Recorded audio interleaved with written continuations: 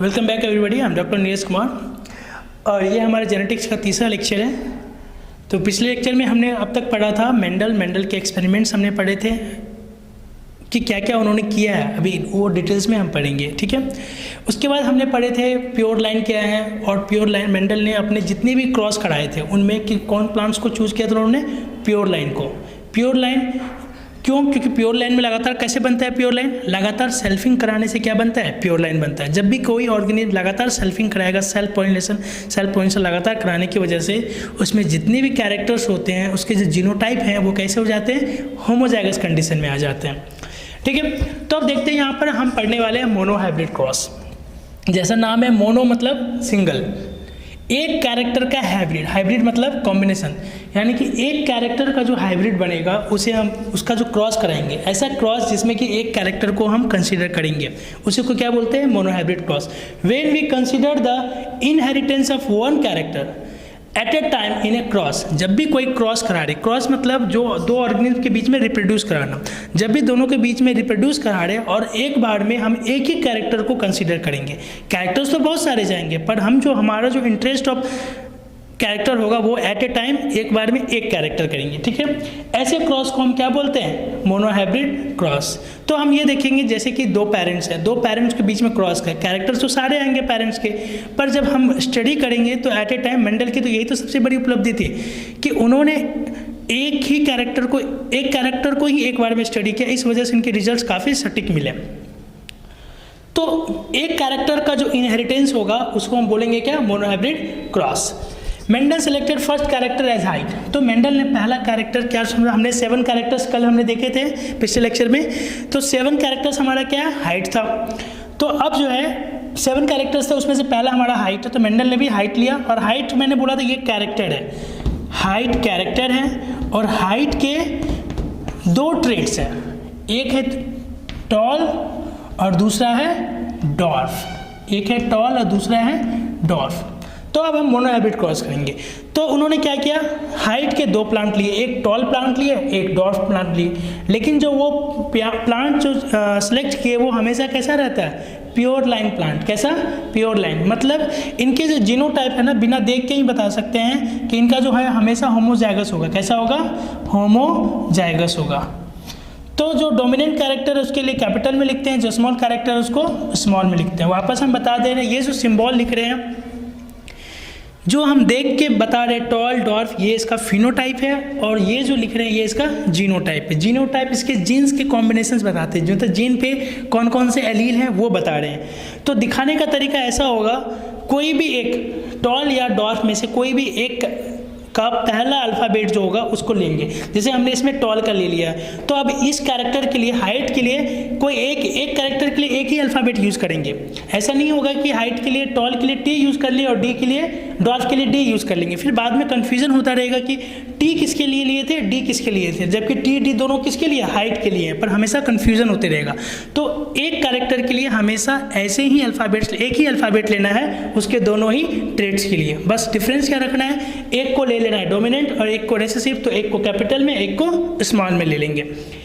Capital अक्सर capital किसके लिए लिखेंगे, जो डोमिनेंट कैरेक्टर्स होते हैं। अब डोमिनेंट क्या होते हैं वो अभी नेक्स्ट हम जस्ट थोड़ी देर में आने वाला है, और जो रिसेसिव कैरेक्टर्स होंगे उसके लिए स्मॉल में अल्फ़ाबेट्स को लिख देंगे।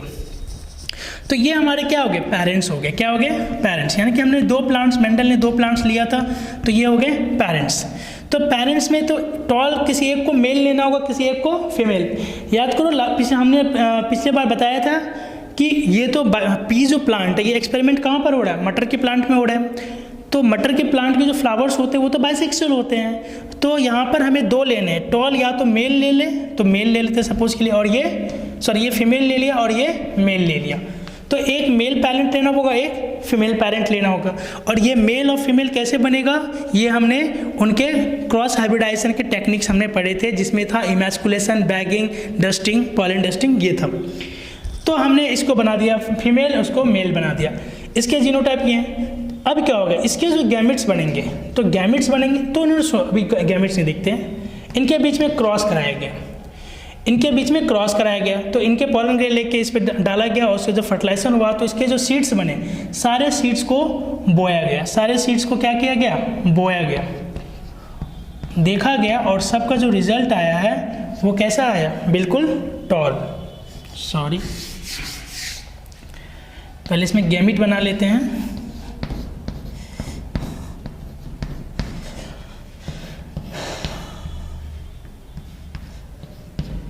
तो हमने बोला था ये जीनोटाइप है, जीनोटाइप मतलब जीन दिखाता है ये, तो ये कहाँ पर होगा, हमारे क्रोमोजोम पे। तो इस तरह से एक क्रोमोजोम पे होगा, पेयर में होता है क्रोमोजोम ना, तो एक पे ये टी होगा, एक साइड इधर टी आ गया। उसी तरह से इसके लिए भी क्या होगा, एक क्रोमोजोम पे स्मॉल टी, एक क्रोमोजोम पे स्मॉल टी। अब जब भी कोई ऑर्गेनिज्म रिप्रोड्यूस करता है सेक्सुअली तो क्या बनाता है, गैमिट। गैमिट कैसा होता है, हैप्लॉइड होता है, यानी कि इससे कितने तरह के गैमिट्स बनेंगे, एक ही तरह के बनेंगे पर दो बनेंगे। तरह क्या है, टाइप क्या है, एक ही है पर गैमिट दो बन रहे यहाँ पर। तो ये एक यहाँ ये भी गैमिट है, ये भी गैमिट, यानी कि टोटल मिलेगा कितने तरह के गैमिट, एक ही तरह का। सीधी सी बात करें तो कितने तरह का मिल रहा है, सिंगल टाइप का।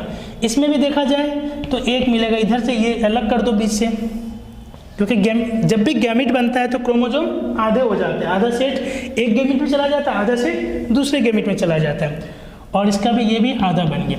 यानी कि टाइप ऑफ गैमिट की बात करें तो इससे सिर्फ ये वाला गैमिट मिलेगा और इससे सिर्फ ये वाला गैमिट मिलेगा। ये दोनों फ्यूज करेगा और क्या बन गया, सारे के सारे इस तरह के आ जाएंगे।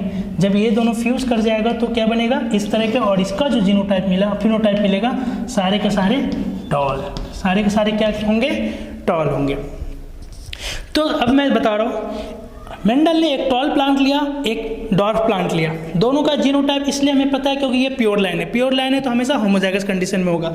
इनको जो इन्होंने क्रॉस कराया, इनसे जितने भी बीज आए उन सब बीज को क्या किया, उन्होंने बो दिया। बोने के बाद देखिए कि सारे के सारे प्लांट क्या थे, टॉल थे। सारे के सारे प्लांट क्या थे, टॉल थे।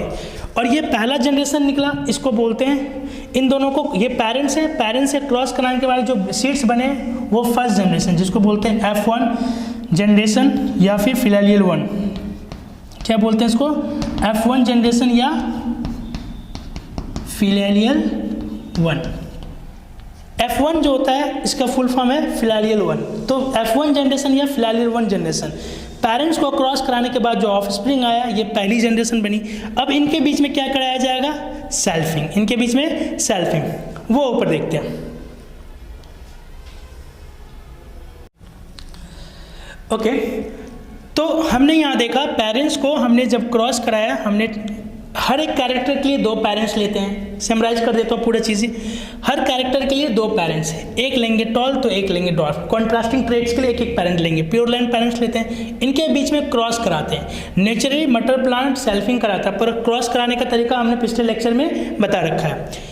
तो इनके बीच में क्रॉस करा के जो हमें ऑफ स्प्रिंग मिला उसको बोलते हैं फर्स्ट जनरेशन। यानी कि ये पेरेंट्स है, जो नए जनरेशन आती है उसको क्या बोलते हैं, जो पहली बार बनेगी वो जनरेशन। जैसे कि हमारे पेरेंट्स हमसे पहले वाले जनरेशन हुए, हम उनके नेक्स्ट जनरेशन, जब हमारे अगले जनरेशन होंगे फिर उसके आगे, यानी कि हर एक ऑफ स्प्रिंग क्या करता है, अगला जनरेशन जनरेट करता है। इसी तरह से ये पेरेंट्स है, इनके नेक्स्ट जनरेशन। ये कैसे मिले, सारे के सारे टॉल मिले। कैसे मिले, ऑल टॉल। कैसे मिले, ऑल टॉल। सारे के सारे जितने भी सीड्स बने, इन सब सीड्स को बोया गया और सबसे जो प्लांट्स निकले वो कैसे निकले, टॉल।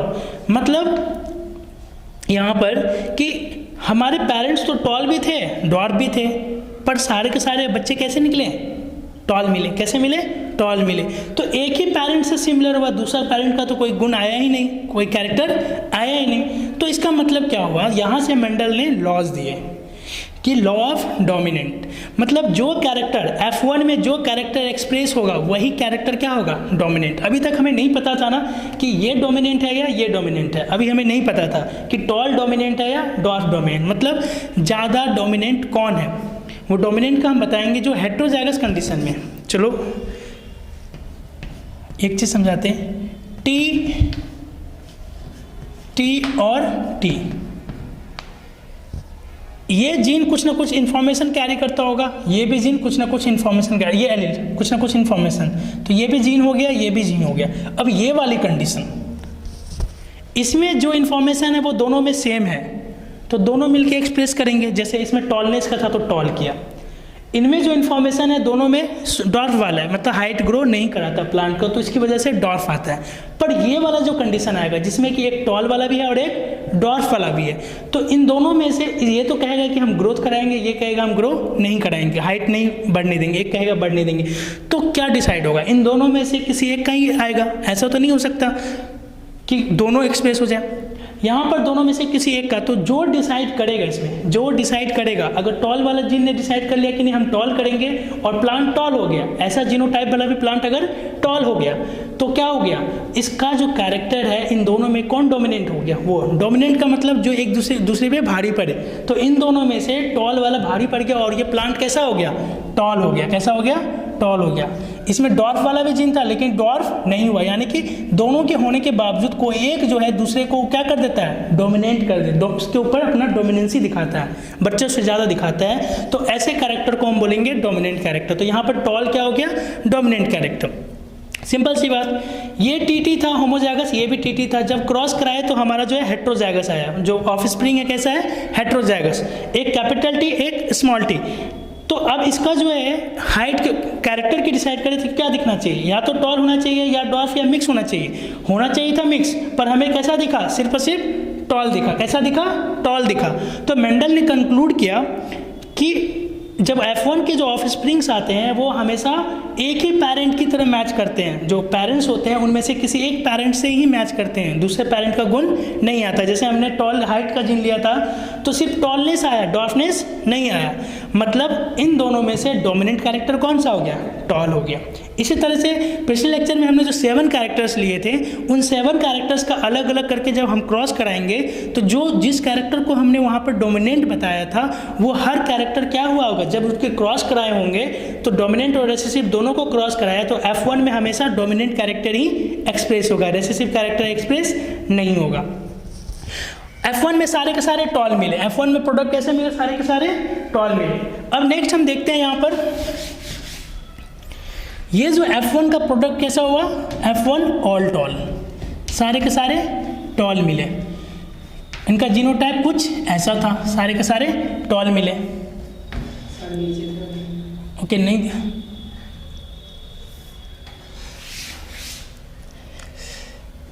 तो F1 का क्या हुआ, सारे के सारे ऑल टॉल, F1 में सारे के सारे टॉल मिला। और उनका जीनोटाइप की बात करें तो कुछ ये था जीनोटाइप, दोनों जीनोटाइप था डोमिनेंट और रेसेसिव, पर एक्सप्रेस कौन सा हुआ, जो एक्सप्रेस हो गया वही डोमिनेंट कहलाया।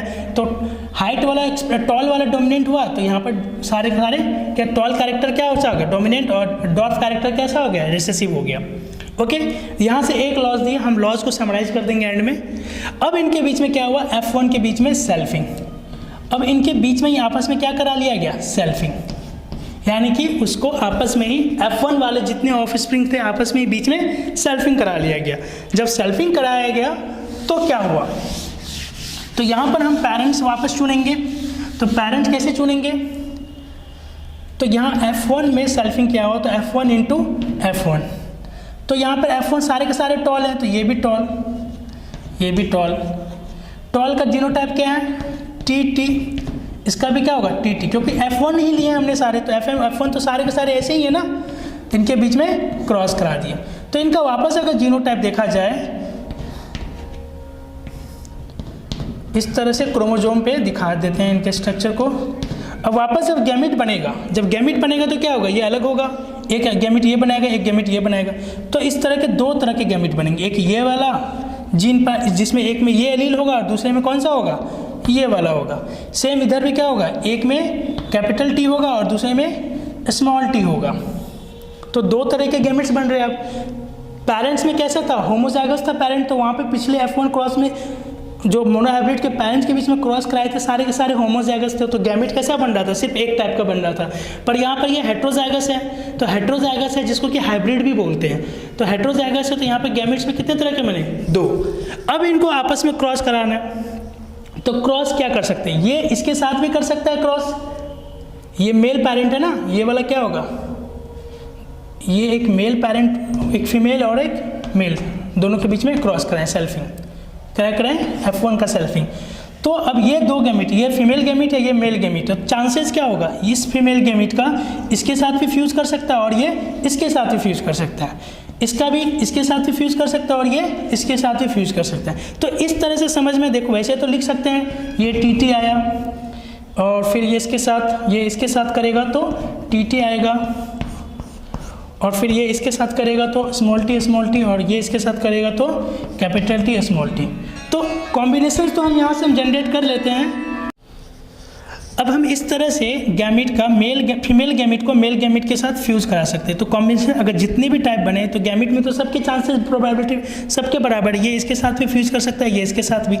तो अब जितने भी पॉसिबल कॉम्बिनेशन हो सकते हैं, जितनी भी संभावना हो सकती है क्रॉस, सब हम निकाल के यहाँ रख दें। लेकिन इस तरह से करने का तरीका मज़ा नहीं आ रहा है, क्योंकि इसमें बड़ा कन्फ्यूजन होगा कौन किसका क्या। तो हम इसका एक स्टैंडर्ड तरीका बनाते हैं, जोड़े पुन्नेट स्क्वायर। कौन सा? एक साइंटिस्ट थे पुन्नेट, उन्होंने दिया था पुन्नेट स्क्वायर बॉक्स। पुन्नेट स्क्वायर जो है उन्होंने टेक्निक दी थी, जिसके जब भी हमें क्रॉस कराना है, दो इंडिविजुअल के बीच में क्रॉस कराना है, तो हम क्या करते हैं, एक बॉक्स बनाते हैं और दोनों उनके एक साइड क्या करेंगे, एक साइड हम लिख देंगे मेल गैमिट, एक इधर जो है इधर हम मेल गैमिट ले लेंगे, कुछ ही एक साइड इधर मेल ले लो या फिर इधर फीमेल ले लिया, इधर मेल ले लिया।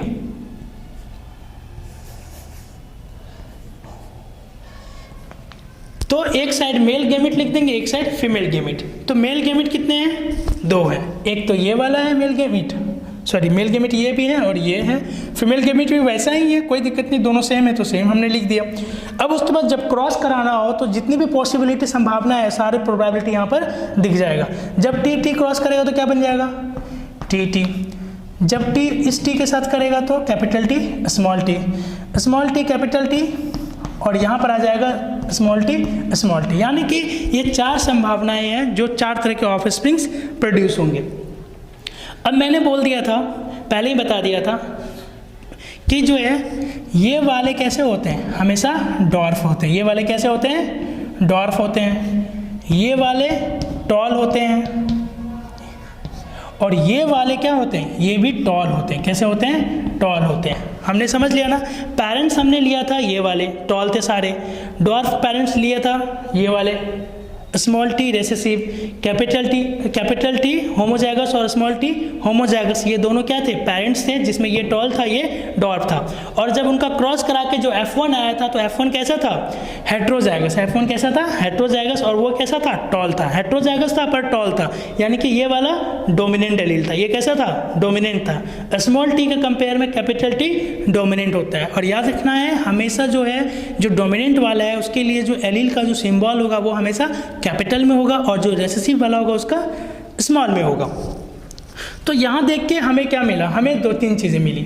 तो एक्चुअली ये तो हमें जीनोटाइप हो गया। हम यहाँ पर जब मेंडल ने क्या करा दिया, F1 क्रॉस करा दिया, तो इनको जो कॉम्बिनेशन मिली है उनको ये मिली, टॉल और डॉर्फ दोनों मिले। क्या मिले? टॉल और डॉर्फ दोनों मिले। तो मेंडल ने F1 जो क्रॉस कराए तो F1 के बीच में जब सेल्फिंग कराया तो उनको मिला 3 टॉल मिले और 1 डॉर्फ मिले। 3 टॉल मिले और 1 डॉर्फ मिले। तो वापस देखो, जब पेरेंट्स के बीच में क्रॉस कराया गया था टॉल और डॉर्फ के बीच में, तो दोनों का रिजल्ट कैसा होता? सारे के सारे टॉल थे, एक भी उसमें डॉर्फ नहीं था। फिर वापस जब डॉर्फ में उनके आपस में बीच में क्रॉस कराया गया, सेल्फिंग कराया गया, तो अब जो F2 जनरेशन, कौन सा जनरेशन है ये जो निकल के आया कौन सा जनरेशन है? F2, फिलेलियल 2 generation. तो पेरेंट्स के बीच में क्रॉस कराए तो पहला जनरेशन, उनके बीच में आपस सेल्फिंग करा करके दूसरा जनरेशन। तो दूसरा जनरेशन में उन्होंने ये देखा कि यहाँ पर सारे टॉल थे, लेकिन टॉल को जब आपस में क्रॉस कराया तो उसमें तो डॉर्फ ही निकल के आ गया। मतलब कुछ तो है जो कि F1 में एक्सप्रेस नहीं हुआ पर F2 में वापस जाके एक्सप्रेस हुआ।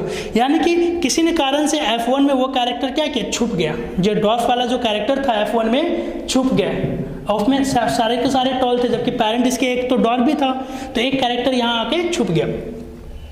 तो जब इन्होंने F2 का जो रिजल्ट देखा तो F2 में उनके रिजल्ट जो मिला कैसा मिला?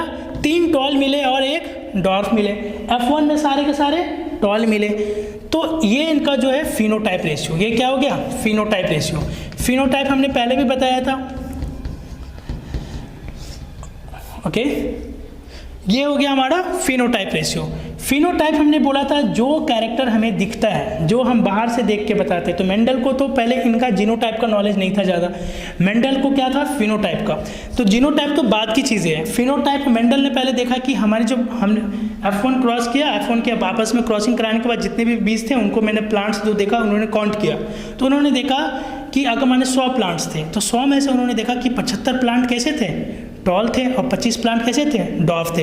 यानी कि F2 का जो रेशियो है वो क्या आ गया? 3:1, यानी कि 3 टॉल पे से 1 डॉर्फ। अब इसका जीनोटाइप देखा जाए तो यही प्रोबेबिलिटी यहाँ भी बनती है। तो जो कैपिटल टी है वो क्या होते हैं, टॉल होते हैं। कैपिटल टी टॉल होते हैं। स्मॉल टी डॉर्फ होते हैं। स्मॉल टी डॉर्फ होते हैं। पर जो कैपिटल टी और स्मॉल टी है ये हमें पहले से पता चल गया, F1 में हमने देख रखा था। F1 में सारे के सारे क्या थे, टॉल थे। तो वहाँ ये भी क्या होंगे, टॉल होंगे। क्या होंगे, टॉल होंगे। तो इसमें सारे जितनी भी संभावनाएं, सारी संभावनाएं देख सकते हैं। तो 4 पॉसिबिलिटी है हमने जो बनाया था, 4 पॉसिबिलिटी। तो क्या क्या आ रहा है, टॉल का क्या आ रहा है और डॉर्फ का क्या आ रहा है, सॉरी। तो टॉल और डॉर्फ का तो बता दिया। यहाँ पर हमें प्रोबेबिलिटी जीनोटाइप का बताना है। किसका बताना है, जीनोटाइप का। तो जीनोटाइप हमने बताया था, जो दिखता है उसका जेनेटिक कॉम्बिनेशन को क्या बोलते हैं, जीनोटाइप। जेनेटिक एक्सप्रेशन को, कोई भी कैरेक्टर का जेनेटिक एक्सप्रेशन को क्या बोलते हैं, जीनोटाइप। जैसे टॉल है तो टॉल तो बोलते हैं, पर ये टॉल का जेनेटिक एक्सप्रेशन क्या है, कैपिटल टी। ये भी टॉल है पर इसका जेनेटिक एक्सप्रेशन क्या है, कैपिटल टी स्मॉल टी। तो ये हमारा जीनोटाइप। तो जीनोटाइप का रेशियो क्या मिला, कैपिटल टी कितने हैं, 4 में से 1 है। कैपिटल टी स्मॉल टी कितने हैं, 2 हैं। और स्मॉल टी 1 है। तो ये जो हमारा आ गया, ये हमारा है जीनोटाइप रेशियो। क्या है ये, जीनोटाइप का रेशियो। ओके तो हमारा मोनोहाइब्रिड क्रॉस का जीनोटाइप रेशियो 1:2:1 है और जो हमारा फिनोटाइप रेशियो है 3:1 है। सिंपल से अब पूरा हम शॉर्ट में करके बात करें तो हमारा क्या हुआ, हमने क्या किया, पेरेंट्स लिया टॉल और डॉर्फ, इनके बीच हमने क्या किया, क्रॉस कराया। जब दोनों के बीच में क्रॉस कराया तो हमारे जो पहले ऑफस्प्रिंग्स मिले सारे के सारे टॉल, वो जनरेशन 1 हुआ, F1 हुआ, ठीक है। उसके बाद इनमें एक ही कैरेक्टर आया, किसी 2 पेरेंट्स थे, टॉल और डॉर्फ दोनों थे, पर कैरेक्टर सिर्फ एक पेरेंट का आया, दूसरे पेरेंट का कैरेक्टर नहीं आया। और F1 में जिसका भी कैरेक्टर आएगा, जब भी 2 पेरेंट्स को क्रॉस करके जो पहला जनरेशन बनेगा उसमें जिसका भी कैरेक्टर एक्सप्रेस होगा वो कैरेक्टर हमेशा डोमिनेंट होगा। क्या होगा, डोमिनेंट। जैसे हाइट के लिए हमने 2 ने लिखा था, टॉल और डॉर्फ, तो F1 में हमेशा कौन सा दिखा, टॉल दिखा, सारे के सारे टॉल दिखा, डॉर्फ नहीं आया। तो मतलब कि हाइट के जो 2 ट्रेट्स हैं टॉल और डॉर्फ, उसमें से टॉल क्या है, डोमिनेंट है डॉर्फ के ऊपर। क्लियर है। और डोमिनेंट और रिसेसिव का जो एलिक फॉर्म की बात करें, एलील के टर्म्स में, तो डोमिनेंट जो है वो होमोजाइगस में हो या फिर हेट्रोजाइगस में हो, दोनों में ही एक्सप्रेस होगा। मतलब अगर जो कैरेक्टर के लिए डोमिनेंट है हमारा एलील, तो अगर वो दोनों होमोजाइगस में हो, सेम हो, तो भी एक्सप्रेस होगा। अगर होमोजाइगस में ना होकर के हेट्रोजाइगस में एक रेसेसिव वाला आ गया तो भी एक्सप्रेस हो जाएगा, तो वो डोमिनेंट कैरेक्टर कहलाएगा। पर रेसेसिव हमेशा किस में होगा, होमोजाइगस में। रेसेसिव हमेशा कैसा होगा, होमोजाइगस में ही। जब इस फॉर्म में रहेगा, दोनों होमोजाइगस सेम रहेगा, तो ही तुम्हारा जो रेसेसिव कैरेक्टर एक्सप्रेस होगा। तो हम यहाँ देख सकते हैं टी था तो टॉल था, कैपिटल टी स्मॉल टी था, टॉल था। देखो यहाँ पर ये जो है ये अलग जीनोटाइप होने के बावजूद भी टॉल क्यों है, due to law of dominance. जो डोमिनेंट होगा वो क्या करेगा, रेसेसिव वाला को सप्रेस करके अपना कैरेक्टर एक्सप्रेस करेगा। तो इसका रेशियो क्या निकल के आएगा, और जो स्मॉल टी था वो क्या आ गया, डॉर्फ हो गया। तो F1 में सिर्फ टॉल थे सारे, पर F2 में देख रहे हैं टॉल और डॉर्फ दोनों आ रहे हैं। और इनका रेशियो क्या है, फिनोटाइप का जो रेशियो होगा वो क्या होगा, 3:1। मोनोहाइब्रिड क्रॉस में F2 का फिनोटाइप का रेशियो 3:1 और जीनोटाइप का रेशियो 1:2:1। ये हमारा जीनोटाइप का रेशियो है। इस तरह का जो सिंबॉलिक फॉर्म दिखाते हैं किसी भी कैरेक्टर को, टॉल को इस तरह से दिखा रहे हैं, ये टॉल को इस तरह से दिखा रहे हैं, डॉर्फ को इस तरह से दिखा रहे हैं, इसको बोलते हैं जीनोटाइप। और टॉल और डॉर्फ इस तरह का जो वर्ड होता है जो देख के हम बताएं उसको बोलते हैं फिनोटाइप। तो F2 में जीनोटाइप और फिनोटाइप रेशियो ये याद रखना है। मोनोहाइब्रिड बहुत इंपॉर्टेंट है, याद रखना है। इसके अलावा फिर हम पढ़ेंगे इस मोनोहाइब्रिड क्रॉस कराने के बाद मेंडल को क्या समझ में आया। उनके बेसिस पे 2 लॉज है, टोटल हमें 3 लॉज पढ़ने हैं। पहला है लॉ ऑफ डोमिनेट, दूसरा है लॉ ऑफ सेग्रीगेशन और तीसरा है लॉ ऑफ इंडिपेंडेंट असॉर्टमेंट। तो मोनोहाइब्रिड क्रॉस के बेसिस पे 2 लॉज पढ़ेंगे, और जो तीसरा लॉ है लॉ ऑफ इंडिपेंडेंट असॉर्टमेंट, वो हम पढ़ेंगे डायहाइब्रिड के बेसिस पे, क्योंकि उन्होंने डायहाइब्रिड के बेसिस पे, और समझेंगे वहाँ पर जब डायहाइब्रिड पढ़ेंगे कि डायहाइब्रिड के बेसिस पे ही उस लॉ को दिया जा सकता था, मोनोहाइब्रिड के बेसिस पे नहीं दिया जा सकता था। ठीक है, ओके, तो अब हमने पढ़ लिया मोनोहाइब्रिड क्रॉस। अब मोनोहाइब्रिड क्रॉस के बेसिस पे मेंडल ने 2 लॉज दिए, पर हम यहाँ पर तीनों लॉज को पढ़ रहे हैं, ठीक है ना। ये दोनों हमने मोनोहाइब्रिड के क्रॉस पे मिला। किस बेसिस पे मिला ये? मोनोहाइब्रिड क्रॉस, यानी कि जब हम एक कैरेक्टर को कंसीडर करके जब क्रॉस कराते हैं तब जो रिजल्ट्स आए, उन रिजल्ट से जो उन्होंने ऑब्जर्व किया और उनको उनके बेसिस पे 2 लॉज मिले मोनोहाइब्रिड क्रॉस पे, on the basis of monohybrid cross. पर जो तीसरा वाला ये मिला है डायहाइब्रिड क्रॉस के बेसिस पे, तो वो भी समझेंगे क्यों। डायहाइब्रिड क्रॉस, अभी डायहाइब्रिड हमने नहीं पढ़ा। डायहाइब्रिड कुछ भी नहीं, बहुत आसान है। बस याद रखें सबको मोनोहाइब्रिड के सारे रेशियो याद होनी चाहिए। फिनोटाइप, जीनोटाइप, F1 में क्या होता है मैं बताता हूँ। मोनोहाइब्रिड बस याद रखना है, बाकी जितने भी होंगे मैं चुटकी में ऐसे याद करवा दूंगा। बहुत आसान है, कुछ भी नहीं। मोनोहाइब्रिड से सारे रिलेटेड है, क्योंकि रूल्स है, ये लॉज हैं, ये कोई मेयर रिजल्ट नहीं है, ये एक लॉज है। अगर मोनोहाइब्रिड पे जो लॉज लागू होते हैं वो डायहाइब्रिड पे भी होगा, और ट्राइहाइब्रिड चाहे कितने भी कैरेक्टर्स हम कंसीडर कर लेंगे एक बार में, सब पे लागू होगा। तो ठीक है, देखते हैं। तो ये लॉ ऑफ डोमिनेंस और लॉ ऑफ सेग्रीगेशन ये दोनों मोनोहाइब्रिड क्रॉस के बेसिस पे दे दिए गए। अब पहला करते हैं लॉ ऑफ डोमिनेंस, उससे पहले लॉ ऑफ सेग्रीगेशन समझते हैं। लॉ ऑफ सेग्रीगेशन होता है क्या? हमने बोला है हर ऑर्गेनिज्म के ऊपर अंदर क्या होता है, सेल के अंदर न्यूक्लियस, और न्यूक्लियस के अंदर क्या होता है, क्रोमोजोम्स। क्या होते हैं? क्रोमोजोम्स। हर ऑर्गेनिज्म के अंदर क्रोमोजोम्स होते हैं, और उन क्रोमोजोम्स में हमारे क्या होते हैं, जीन होते हैं, जिनको कि मेंडल क्या बोलते थे, फैक्टर। तो जीन के बोले थे, जीन के जो स्लाइटली डिफरेंट फॉर्म्स होते हैं, जीन के स्लाइटली डिफरेंट फॉर्म्स होते हैं, उसी को क्या बोलते हैं, एलील। क्या बोलते हैं? एलील। और एलील को कैसे निकालते हैं, पेयर में। जैसे ये टी या फिर टी, ये जो लिख रहे हैं एग्जाम्पल के लिए बता रही है क्या है, एलील। और ये जो एलील होते हैं वो होते हैं होमोलोगस क्रोमोजोम पे। जो क्रोमोजोम्स होते हैं वो हमेशा पेयर में होते हैं। एक पेयर में एक आते हैं मदर से और एक आता है फादर से। जिनको नहीं पता है समझ लें, ठीक है। तो किसी भी ऑर्गेनिज्म में जो, जैसे ह्यूमन की बात करें तो ह्यूमन में एक क्रोमोजोम कहाँ से आया होगा, एक सेट फादर से आता है और एक सेट मदर से आता है। और 2 क्रोमोजोम, जैसे क्रोमोजोम टोटल है, जैसे हमारे में 23 पेयर क्रोमोजोम्स हैं, तो 23 पेयर क्रोमोजोम्स हैं, तो जिसमें कि जैसे पहला नंबर, तो पहला नंबर में 2 हैं, तो एक है, दोनों एक ही नंबर हैं, पर दोनों क्या है, एक आया मदर से एक आया फादर से, पर दोनों में क्या होंगे, सेम तरह के जीन्स होंगे। क्या होंगे? सेम तरह के जीन्स होंगे। यानी कि जैसे कि एक जो मदर से आया, मानो सपोज के लिए इस पे टी है, और जो फादर आया उस पर ये टी है, या फिर हो सकता है इधर टी हो और इधर स्मॉल टी हो, कुछ भी हो सकता है। सपोज के लिए एक बस हम लेके चलते हैं अभी, ठीक है। तो ये क्या हो गया, सेम क्रोमोजोम पे सेम तरह के जीन्स होते हैं। उनको ऐसे क्रोमोजोम्स को क्या बोलते हैं, ऐसे क्रोमोजोम जिन पे सेम तरह के जीन्स होते हैं, बस थोड़ा सा अंतर है। ये भी हाइट का जीन है, ये भी हाइट का जीन है, पर क्या है, ये टॉल दिखाता है, ये डॉर्फ दिखाता है। तो एक ही जीन जब ऐसे क्रोमोजोम पे, उनको क्रोमोजोम्स को बोलते हैं होमोलोगस क्रोमोजोम्स। ऐसे ऐसे हमारे कितने होते हैं टोटल, 22 होते हैं, क्योंकि सेक्स क्रोमोजोम्स होमोलोगस क्रोमोजोम नहीं होते, ठीक है। ह्यूमन की बात करें, यहाँ पर हम मटर में वापस आ जाए तो हम कॉन्सेप्ट समझा रहे हैं। तो ये जो क्रोमोजोम्स हैं, ये क्रोमोजोम्स होते हैं जब मेल गैमिट बनता है या फीमेल गैमिट बनती है, जब भी बनता है, तो ये क्या होता है, अलग होता है। क्या होता है, अलग होता है। एक सेट गैमिट क्या होता है, हैप्लॉइड होता है ना, हैप्लॉइड होता है। ये ऑर्गेनिज्म एक्चुअली डिप्लॉइड है, जिसमें 2 सेट क्रोमोजोम्स, उसको क्या बोलते हैं, डिप्लॉइड।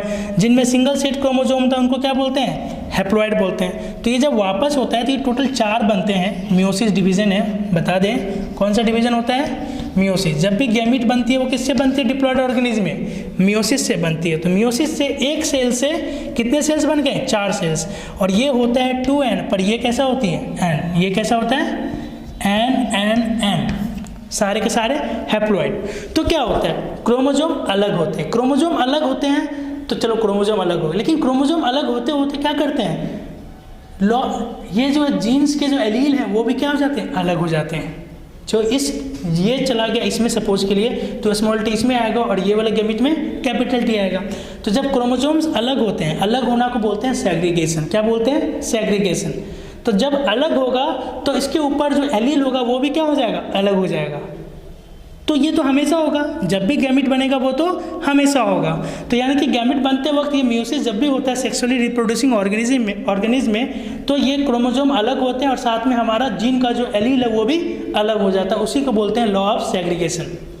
यानी कि हमारा हर कैरेक्टर के जो जीन्स है वो अलग होते हैं, हर मियोसिस डिवीजन में ये क्या होते हैं, अलग होते हैं। यानी कि एक कैरेक्टर की कोई भी जीन है उसके दो एलील होते हैं, एक डोमिनेंट हो सकता है, एक रिसेसिव हो सकता है। जैसे अभी हमने बताया था, क्या हो सकता है, ये डोमिनेंट भी हो सकता है, एक डोमिनेंट हेटेरोजाइगस भी हो सकता है, एक रेसेसिव होमोजाइगस भी हो सकता है। जब भी होगा तो अलग होगा, तो ये एलील भी क्या होंगे, अलग होंगे। ये क्या होंगे, अलग होंगे, और हर एक गैमीट में एक एक जाएगा एलील। क्लियर है यहाँ तक? ओके, तो ये है हमारा लॉ ऑफ सेग्रीगेशन। तो उन्होंने जब पहली बार ही गैमीट का कॉन्सेप्ट समझा तो उनको समझ में उस टाइम में डिवीजन नहीं क्लियर था, फिर भी उन्होंने बोला कुछ तो है फैक्टर में जो कि जोड़े में होता है, और जोड़े में होता है, जोड़े में है भी।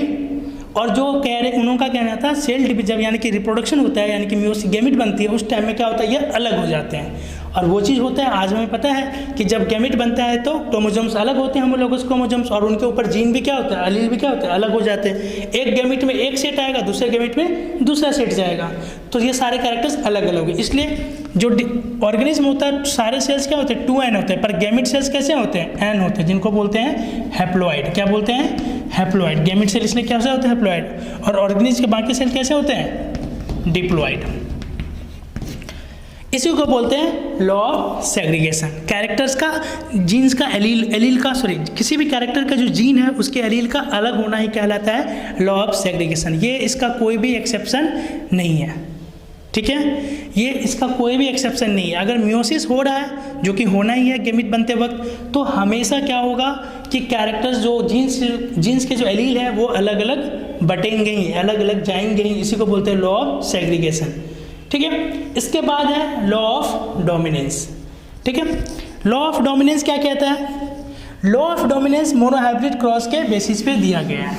ये भी मोनोहाइब्रिड क्रॉस के बेसिस पे दिया गया। इसमें क्या कहना था कि जो हमने पेरेंट्स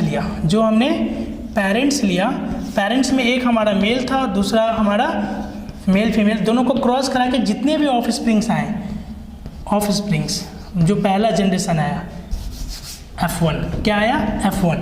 तो ये जो F1 आया, इसमें F1 में सारे के सारे क्या थे, एक ही कैरेक्टर पेरेंट्स में से। जैसे ये टॉल था और ये डॉफ था, तो इनके बीच उनको कहना कि F1 का दोनों कैरेक्टर का मिक्स होना चाहिए, पर ऐसा नहीं हुआ। कोई एक कैरेक्टर आया, कौन सा आया, सारे के सारे टॉल, ऑल टॉल।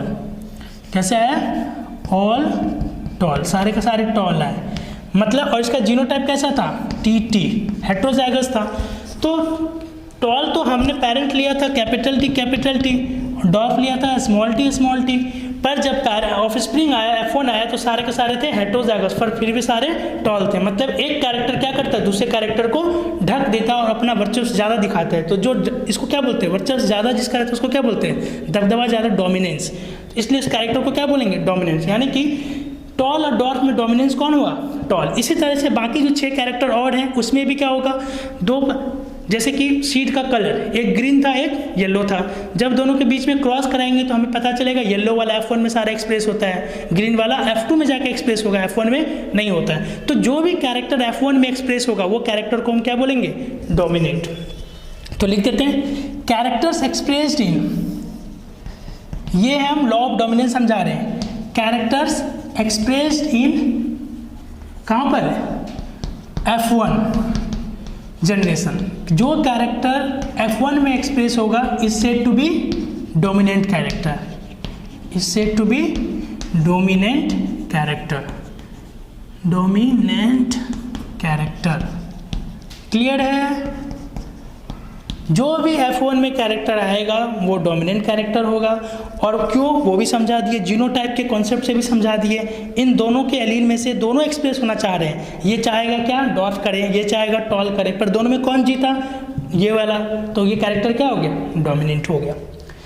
अब जो आता है तीसरा, law of independent assortment. Law of जो इंडिपेंडेंट असॉर्टमेंट आता है, ये हमारा मोनोहाइब्रिड के क्रॉस से रिजल्ट से नहीं समझ में आता है, ये हमने कहा मेंडल ने डायहाइब्रिड के क्रॉस के रिजल्ट से बताया है, ठीक है। तो डायहाइब्रिड में एक्चुअली क्या बता देता हूँ, होता क्या है, लॉ ऑफ इंडिपेंडेंट असॉर्टमेंट। इनका कहना है कि हर एक कैरेक्टर, किसी भी ऑर्गेनिज्म में बहुत सारे कैरेक्टर्स है, जैसे हमारी देख eyes colour, skin colour, height, fingers की लेंथ, या फिर नेल्स के, या फिर हेयर कलर, ये बहुत सारे कैरेक्टर्स हैं। तो हर एक जो भी हम देखते हैं वो सारा क्या कैरेक्टर है। तो जब भी एक से ज़्यादा कैरेक्टर, यानी कि जब भी हमें अपने पेरेंट्स से मिले, एक कैरेक्टर तो नहीं मिला, ग्रुप ऑफ कैरेक्टर्स मिला, तो जो ग्रुप ऑफ कैरेक्टर्स में ऐसा होता है क्या, एक कैरेक्टर दूसरे कैरेक्टर के इनहेरिटेंस को अफेक्ट करे?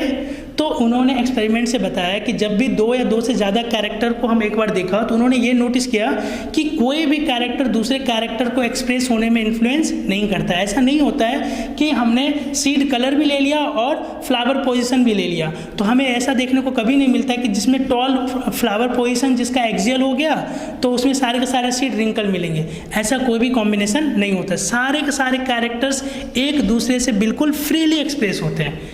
कोई भी कैरेक्टर को दूसरे कैरेक्टर से कोई भी लेना देना नहीं होता है। हर कोई characters independent assortment, law of independent मतलब फ्रीली एक असॉर्टमेंट मतलब एक्सप्रेस होना, यानी कि जितने भी ऑर्गेनिज्म, किसी भी ऑर्गेनिज्म में कैरेक्टर्स जितने भी होते हैं वो ऐसा नहीं होता है कि एक कैरेक्टर दूसरे कैरेक्टर को इन्वॉल्व होता है दूसरे कैरेक्टर को एक्सप्रेस करने में। जैसे कि अगर कोई है तो उसको एक्सप्रेस होने नहीं देगा, ऐसा नहीं होता। ये अपना अलग करेगा, ये कैरेक्टर अलग एक्सप्रेस होगा, वो कैरेक्टर अलग एक्सप्रेस होगा, और ये सारे कैरेक्टर्स आपस में एक दूसरे को इंटरफेयर नहीं करेंगे। इसी को कहते हैं लॉ ऑफ इंडिपेंडेंट असॉर्टमेंट। तो मोनोहाइब्रिड में तो हमने सिंगल कैरेक्टर लिया है, तो क्या सिंगल कैरेक्टर के बेसिस पे हम ये कह सकते हैं लॉ ऑफ इंडिपेंडेंट असॉर्टमेंट? नहीं।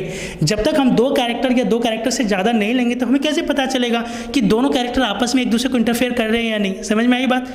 इसलिए जो लॉ ऑफ इंडिपेंडेंट असॉर्टमेंट है वो डायहाइब्रिड क्रॉस के बेसिस पे दिया गया और बाकी के ये 2 हैं ये मोनोहाइब्रिड क्रॉस के बेसिस पे दिया गया। क्लियर है? ये हमारे पूरे मेंडल्स के लॉज है। अब हम पढ़ेंगे यहाँ पर डायहाइब्रिड क्रॉस। क्या पढ़ेंगे? Dihybrid cross. ओके, तो अब हम पढ़ेंगे मेंडल के डायहाइब्रिड क्रॉस। डायहाइब्रिड, डाई का मतलब 2, हम जो है हाइब्रिड बनाएंगे पर कितने कैरेक्टर्स के? 2 कैरेक्टर्स के। मोनोहाइब्रिड में हमने एक कैरेक्टर्स के बीच में क्रॉस कराया था, 2 अलग अलग प्लांट को। अब यहाँ पर 2 कैरेक्टर को लेके एक साथ हम पढ़ेंगे, ठीक है? तो मेंडल ने कितना बहुत ही समझदारी से उन्होंने काम किया था। पहले एक कैरेक्टर को लेके पढ़ा, सारे को समझ में आ गया उनको, फिर 2 कैरेक्टर मिक्स करके पढ़ा। क्या मिक्स करते हैं तो किससे उससे कुछ प्रॉब्लम होती है क्या? जो कि प्रॉब्लम क्या मिक्सिंग हो जाता है कि एक कैरेक्टर दूसरे कैरेक्टर को दबा देता है, क्या होता है नहीं होता, वो देखते हैं। तो उन्होंने देखा, उसके बेसिस पे उन्होंने तीसरा लॉ भी दिया था, लॉ ऑफ इंडिपेंडेंट असॉर्टमेंट, जिसमें कि देखा था उन्होंने कि कोई भी कैरेक्टर दूसरे कैरेक्टर को कोई भी इन्फ्लुएंस नहीं करता है, किसी भी तरह का कोई भी इफेक्ट नहीं डालता है। मेरे स्किन का कलर से, मेरे आई का कलर से कोई लेना देना नहीं होता है, ठीक है ना? ये दोनों एक दूसरे से बिल्कुल इंडिपेंडेंटली एक्सप्रेस होता है, ठीक है? अब जो किसी के दिमाग में सवाल ये उठ रहा होगा इन केस कि वो डोमिनेंट रिसेसिव वाला में तो 2 आ जाता है, वो कैरेक्टर नहीं है, वो एलील है। वो क्या है? एलील है। एक कैरेक्टर के अंदर 2 ट्रेट्स हैं, वो हम कैरेक्टर की बात कर रहे हैं, ठीक है? ओके, तो डायहाइब्रिड में कितने कैरेक्टर्स? 2 कैरेक्टर्स का हम क्रॉस में, इनहेरिटेंस ऑफ 2 कैरेक्टर्स, 2 कैरेक्टर्स जो इनहेरिट होता है एक पेरेंट्स से ऑफ स्प्रिंग में, उसके क्रॉस को हम बोलते हैं डायहाइब्रिड क्रॉस। तो यहाँ हमने पी प्लांट में मेंडल ने क्या क्या लिया था? जैसे कि एक बहुत सारे किए थे पर एक लेते हैं हम, सीड शेप। हमने 7 कैरेक्टर्स पढ़ने थे, जिसमें से एक हमने पढ़ लिया हाइट का, दूसरा हम ले रहे हैं सीड शेप, और तीसरा ले रहे हैं सीड कलर। यानी कि यहाँ पर हम 2 कैरेक्टर ले रहे हैं, सीड शेप और सीड कलर। सीड शेप का अगर याद हो तो 2 तरह के शेप थे, एक था राउंड शेप का सीड और दूसरा था रिंकल्ड। राउंड बोले तो बिल्कुल जिसमें भरा पड़ा दाना मिले, जिसके बीज में क्या भरा पड़ा मटर हो, उसको बोलते थे राउंड। और जो हम पहले लिख रहे हैं वो डोमिनेंट है, याद रखें जो पहले लिख रहे हैं हम वो डोमिनेंट है। और डोमिनेंट क्यों है? क्योंकि वो F1 में एक्सप्रेस हुआ था। और दूसरा है रिंकल्ड। रिंकल्ड मतलब बिल्कुल सिकुड़ा हुआ, पिचका हुआ सीड्स। दूसरा कलर हम कैरेक्टर लिया है सीड कलर। सीड कलर में हमने बोला था येलो और ग्रीन। जो येलो होते हैं वो डोमिनेंट कैरेक्टर है और जो ग्रीन होता है वो रिसेसिव कैरेक्टर है। तो हमने क्या किया, जितने भी डोमिनेंट वाले कैरेक्टर है दोनों के एक साथ, यानी कि राउंड और येलो डोमिनेंट वाला एक, यानी कि हमने मदर कैसा ले लिया प्लांट का, मतलब फीमेल प्लांट कैसा ले लिया, राउंड और येलो, और मेल कैसा ले लिया, रिंकल्ड और ग्रीन। हम उल्टा भी कर सकते हैं, कोई फर्क नहीं पड़ेगा, ठीक है ना? रेसिप्रोकल क्रॉस बोलते हैं। अगर मेल फीमेल बदल दो, क्या उससे भी कोई असर पड़ता है? क्या कोई असर नहीं पड़ता है, और उसको बोलते हैं रेसिप्रोकल क्रॉस। वो है एंड में बताएंगे, ठीक है? तो हमने क्या किया, राउंड। अब इसका सिंबल कैसे लिखते हैं वो समझते हैं। राउंड येलो ये तो हमेशा लिखते हुए नहीं चलेंगे, इसका जीनोटाइप। तो हमें पता है कि मेंडल हमेशा जो चूज़ करते वो कैसा चूज़ करते थे, प्योर लाइन। कैसा? Pure line. यानी कि जो भी कैरेक्टर है यहाँ पर उसका जो जीनोटाइप होगा वो कैसा होगा, हमेशा होमोजाइगस, हेट्रोजाइगस नहीं, क्योंकि प्योर लाइन लेते थे तो प्योर लाइन में लायन के लगातार सेल्फिंग हुआ, तो राउंड अगर डोमिनेंट है इसके लिए हम आर रख देते हैं, तो ये होमोजाइगस आर आर हो गया। येलो डोमिनेंट है इसके लिए भी कैपिटल लिखेंगे तो ये वाई वाई हो गया। तो ये इसके जीनोटाइप हो गया। इस प्लांट का जीनोटाइप कैसा हो गया, आर आर और वाई वाई, राउंड और येलो सीड के लिए। इसके बाद रेसेसिव वाला इधर लिख रहे हैं, तो हम इसका रिंकल्ड के लिए क्या होगा, राउंड था आर आर, तो रिंकल्ड के लिए उसका जस्ट इसका अपोजिट है तो उसको स्मॉल में लिख देंगे। और येलो कैपिटल में वाई है तो ग्रीन के लिए जी जी नहीं लिखेंगे, फिर वहाँ क्या लिखेंगे, स्मॉल वाई। हमने बोला है डोमिनेंट के लिए जो अल्फ़ाबेट हम इस्तेमाल करेंगे उसको कैपिटल में, और उसी का जो कॉन्ट्रास्टिंग टेस्ट है जो रेसेसिव है उसको हम लोअर केस में यानी कि स्मॉल लेटर में लिखेंगे। तो ये हमारे पेरेंट्स सेलेक्ट हो गए। F2 में हमारा पेरेंट्स ये हो गए, ये क्या हो गया हमारे पेरेंट्स। जो शुरुआत मिली है वही हमारे पेरेंट्स होते हैं। उसके बाद इसके क्रॉस करेंगे तो F1 आ जाएगा। हाइब्रिड के पेरेंट्स ये हो गए, उसको क्रॉस करा के F1 आएगा। फिर F1 में सेल्फिंग कराएंगे तो ये नहीं कि F1 में सेल्फिंग कराएं तो वो दोनों वहाँ पेरेंट्स होंगे। पेरेंट्स हमेशा जो सबसे पहले लेते हैं, क्लियर है। अब इनके बीच में क्रॉस करा देंगे, क्या करा देंगे, क्रॉस करा देंगे। तो यहाँ पर सबसे बड़ा मुद्दा होता है, लोगों को जो प्रॉब्लम होती है कि क्रॉस कराएंगे गैमिट कैसे बनाएंगे, गैमिट कैसे बनाएंगे, गैमिट बनाने का दिक्कत होता है। तो पहले हम गैमिट बनाना सीखते हैं, ठीक है ना। इससे थोड़े देर पहले इसका रिप्रेजेंटेशन दे देते हैं। तो ये भी डायहाइब्रिड है ना, तो इसमें ये भी कहाँ होंगे, ये सारे कैरेक्टर्स क्रोमोसोम के ऊपर होंगे।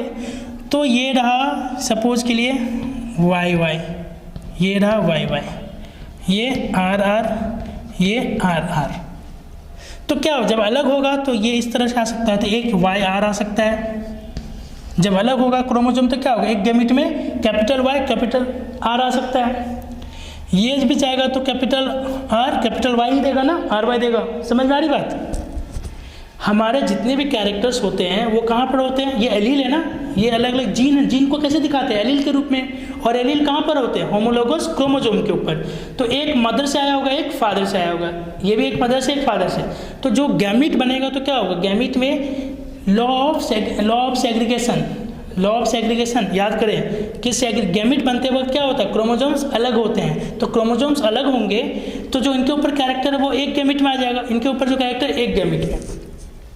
पर यहाँ पर वेरिएशन भी होता है, कभी कभी क्या, हमेशा मियोसिस में क्या होता है, कैरेक्टर्स इधर से इधर चेंज भी होता है, जिसको बोलते हैं क्रॉसिंग ओवर। तो हो सकता है ये कैरेक्टर इधर आ जाए, ये कैरेक्टर इधर आ जाए। अगर चेंज भी होगा इसमें तो कैपिटल आर इधर आ जाए, ये कैपिटल आर उधर आ जाए तो क्या फ़र्क पड़ेगा, कुछ भी फ़र्क नहीं पड़ेगा। मतलब कुछ भी कर लो इसी तरह के गैमेट्स बनेंगे, कैपिटल आर कैपिटल वाई, यही बनेगा सिर्फ और सिर्फ।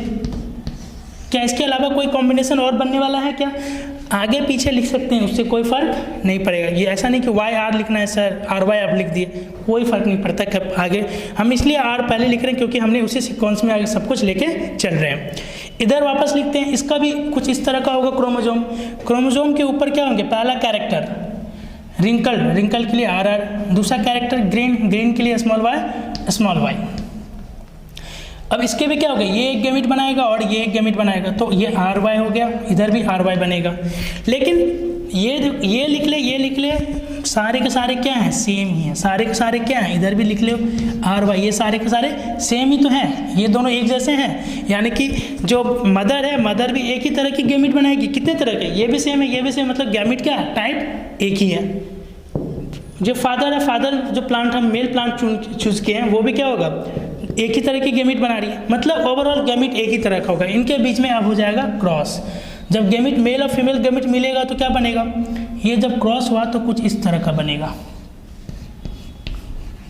अब याद रखना है, जब भी हम क्रॉस कराएंगे तो जो एक जैसे कैरेक्टर के एलील है ना उसको साथ, यानी कि आर आर को साथ लिखेंगे, वाई वाई को साथ लिखेंगे, भले वो कैपिटल स्मॉल जो भी हो लेकिन हमेशा साथ में लिखेंगे।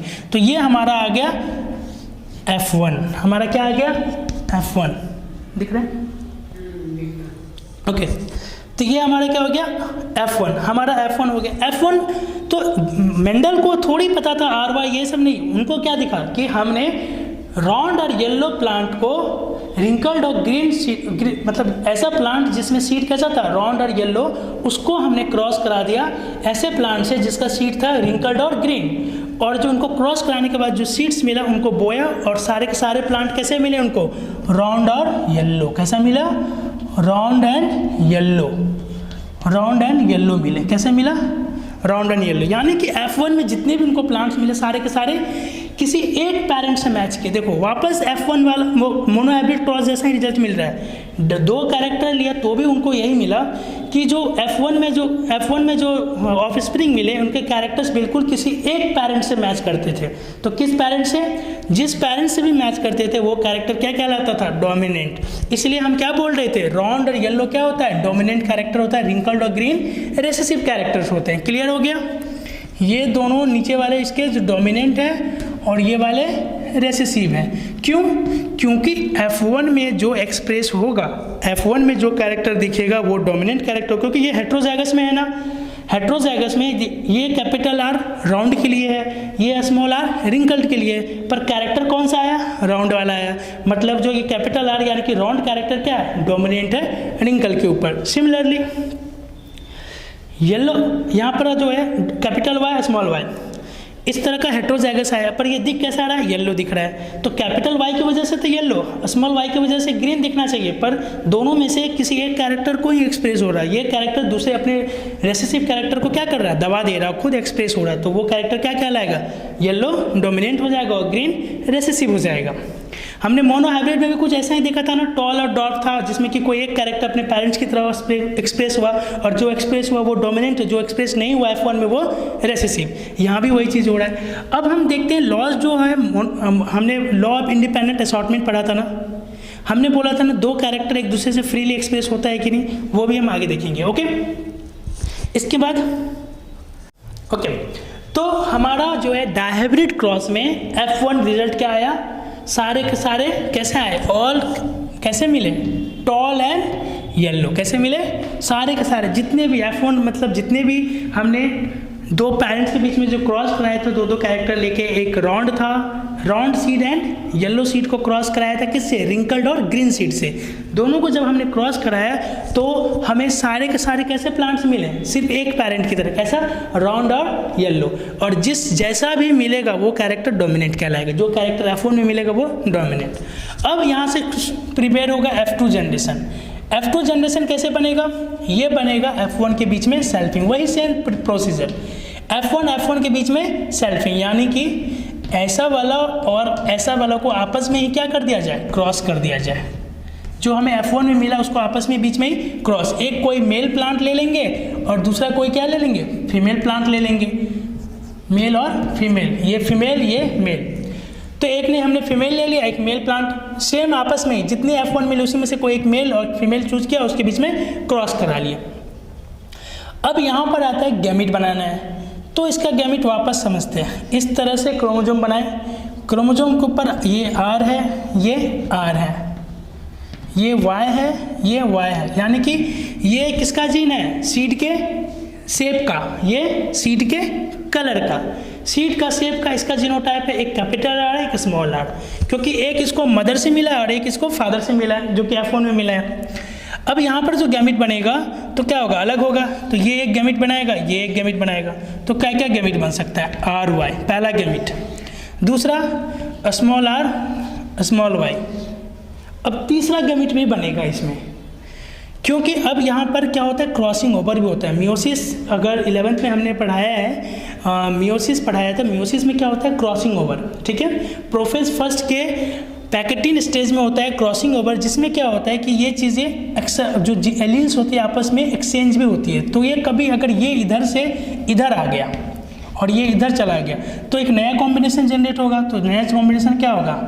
ये RY हो जाएगा और ये क्या हो जाएगा? RY हो जाएगा, कैपिटल स्मॉल। तो क्रॉसिंग ओवर होता है, ये नेचुरल फिनोमेना है। और क्रॉसिंग ओवर होने की वजह से ही क्या आता है? वेरिएशंस आता है, जो चेंजेस आता है वो किसकी वजह से होता है? क्रॉसिंग ओवर की वजह से। तो गैमेट बनने में जितनी भी संभावना है, सारी संभावनाएं बनी। अब वापस इसको भी बदल ले तो पहले वाला ही आ जाएगा। अगर इसको भी एक्सचेंज कर दे तो क्या हो जाएगा? कैपिटल R कैपिटल Y पहले जैसे ही आ जाएगा। तो एक बार करेंगे, जैसे दो कैरेक्टर लिए, इसका हम सीधा सा ये हम समझा रहे, कॉन्सेप्ट क्रोमोजोम के बेसिस पे समझा रहे। इसका हम फॉर्मूला बता देंगे, बहुत ही सिंपल है। कितने गैमेट मिलेंगे सारे हम बना सकते हैं, लेकिन बनाने के लिए तरीका तो यही है। टाइप कितने मिल गए? Total 4 type. कितने गैमेट मिले? 4 तरह के गैमेट मिल गए। ओके, ठीक है। अब इसके भी करेंगे तो वही चीज़ें सेम, दोनों सेम है ना, ये भी वही है। तो इसके भी गैमेट्स कैसे मिलेंगे, बिल्कुल सेम। तो इतना कुछ टाइम नहीं बर्बाद करते हैं, सीधा गैमेट बना लेते हैं। ओके,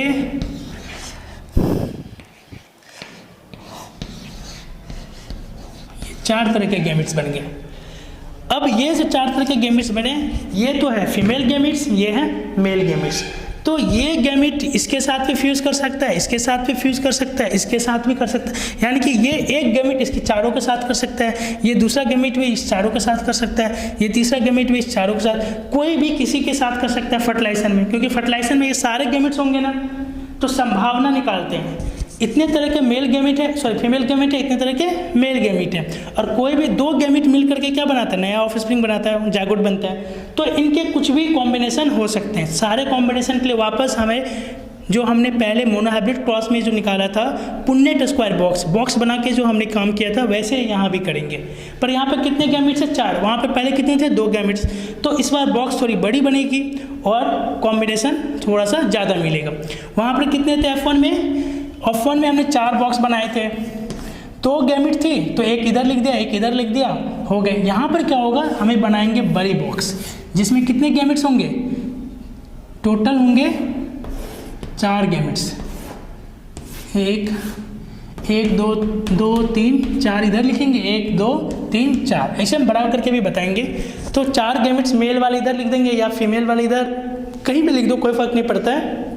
और फिर इनको क्रॉस करा के सारे कॉम्बिनेशन लिख देंगे। अगर देखा जाए तो 4 × 4 16 कॉम्बिनेशन आएंगे। कितने ऑफ स्प्रिंग्स आएंगे, टोटल 16। इसमें कितने आए थे, 4 आए थे।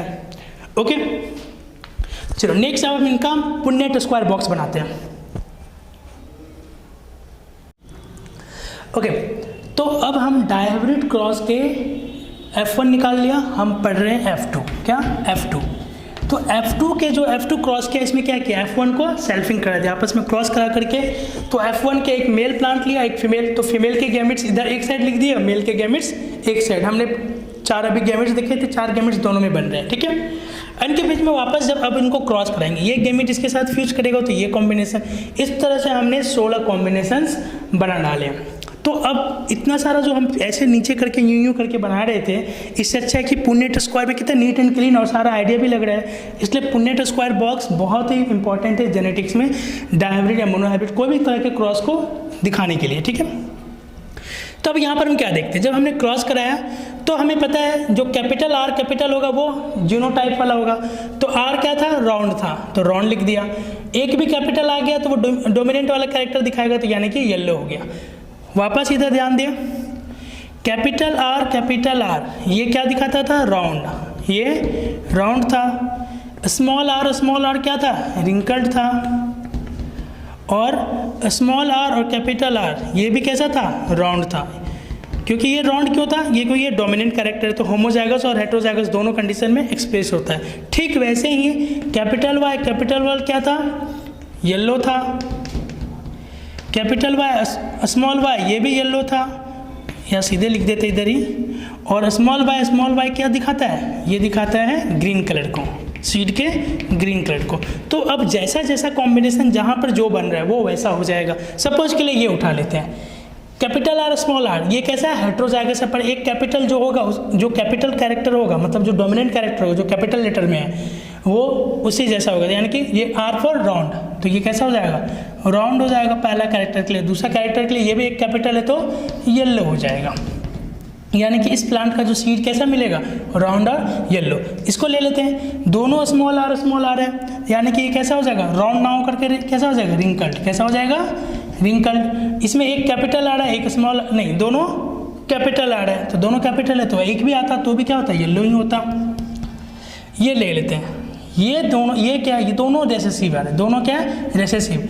तो स्मॉल r रिंकल्ड, और जो है कैपिटल स्मॉल y ग्रीन। तो यानी कि ये कैसा दिखेगा, रिंकल्ड और ग्रीन। इस प्लांट के सारे सीड रिंकल्ड और ग्रीन देखने को मिलेगा।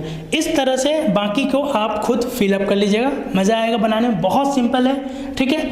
अब जो भी किया, अब इसके 4 कॉम्बिनेशंस, उनको मेंडल ने ये करके देखा, सारे 16 तरह के प्लांट्स मिले। ये 16 तरह के नहीं है, अगर देखा जाए राउंड येलो ये भी है, राउंड येलो ये भी है, यानी कि प्लांट्स उनको 4 ही तरह के मिले। क्योंकि हमने टोटल कितने कैरेक्टर्स लिए थे, 4 ही कॉम्बिनेशन है ना।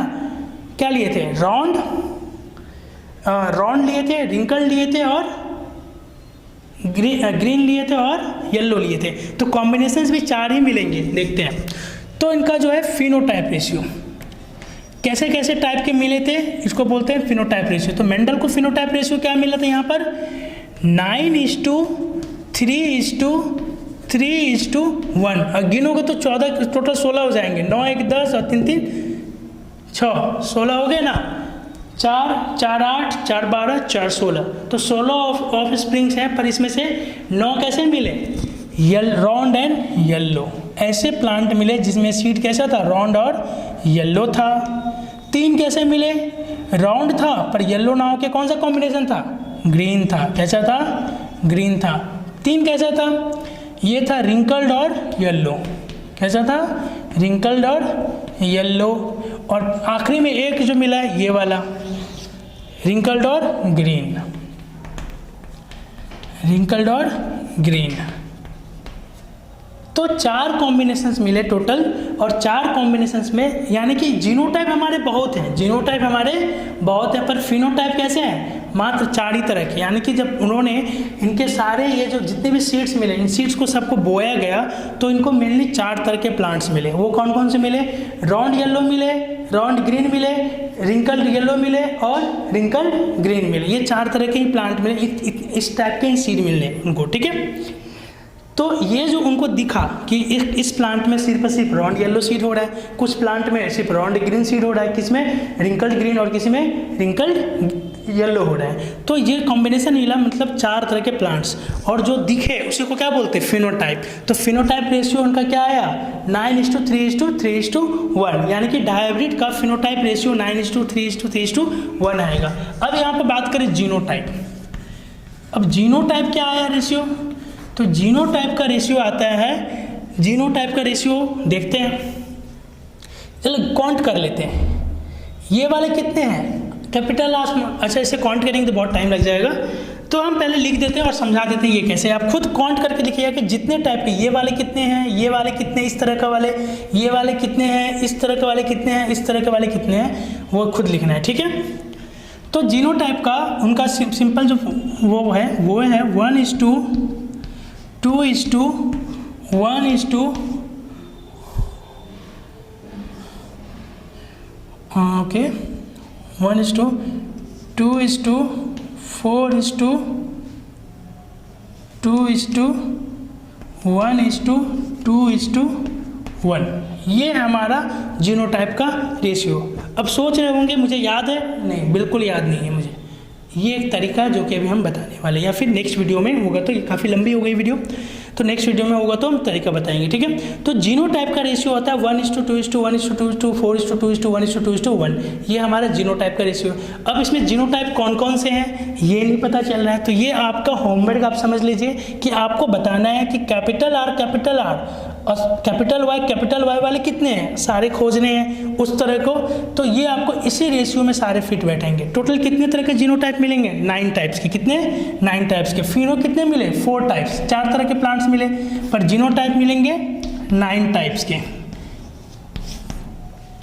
जो इनका ट्रिक है आगे इसमें और भी पढ़ना है, हम नेक्स्ट लेक्चर में लेके चलेंगे। ठीक है, अगर किसी को कोई दिक्कत तो नहीं समझ में आ रहा हो तो नीचे कमेंट बॉक्स में आप मैसेज करें, मैं ज़रूर वहाँ रिप्लाई करूँगा। ठीक है, और वीडियो को देखिए, नहीं समझ आया बार बार देखें, आएगी समझ में, और जहाँ दिक्कत हो आप पूछ लें। और चैनल को सब्सक्राइब करें, वीडियो को लाइक करें, अपने दोस्तों में भी शेयर करें जिनको नहीं, और अभी लॉकडाउन की वजह से बहुत लोगों तक एजुकेशन नहीं पहुँच पा रही ठीक से, तो आप इनको सजेस्ट कर सकते हैं हमारे चैनल। ठीक है, थैंक यू।